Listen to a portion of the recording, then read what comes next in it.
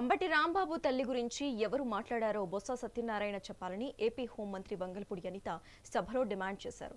అంబటిని దూషిస్తూ ఎవరైనా మాట్లాడినట్లు ఆధారాలు ఇస్తే చర్యలు తీసుకుంటామని చెప్పుకొచ్చారు. రెచ్చగొట్టేలా ఆయన దారుణంగా మాట్లాడారని ధ్వజమెత్తారు. మాజీ మంత్రివర్యులు పెద్దవాళ్ళు సీనియర్ మోస్ట్ రాజకీయ నాయకుడు ఆయన ఒక మాట అన్నారు, అంబటి రాంబాబు గారు వాళ్ళ తల్లి గురించి ఎవరో మాట్లాడారని. ఆధారాలు ఇవ్వమనండి, ఇమ్మీడియట్ గా యాక్షన్ తీసుకోకపోతే అప్పుడు అడగమనండి. ఇమ్మనండి ఆధారాలు నేను ఇస్తా. ఇదే అంబటి రాంబాబు గారు బయటకు వచ్చి ఇష్టానుసారంగా మాట్లాడి మళ్ళా బయటకు వచ్చి క్షమాపణ చెప్పారని చెప్తున్నారు కదా.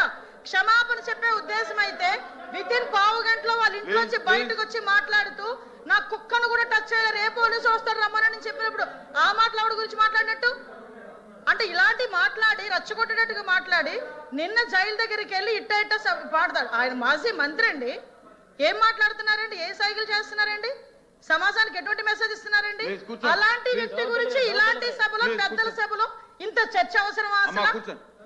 ఇంత అలాంటి వ్యక్తి గురించి అలాంటి అనకూడదు కానీ తల్లిని చెల్లిని కూడా మాట్లాడే వాళ్ళ గురించి ఈ రోజు ఈ సభలో ఈ పెద్దల సభలో ఇంత చర్చ అవసరమా? అతని గురించి వెనకేసుకు రావడం అవసరమా? అసలు మీకేమైనా అసలు సెన్స్ ఉందా అని అడుగుతున్నాను నేను. ఈ రోజు కనీసం ఆలోచన చేసుకోవాలి కదా.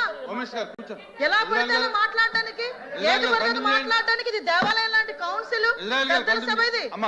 ఇందాకే బొత్స సత్యనారాయణ గారు గౌరవం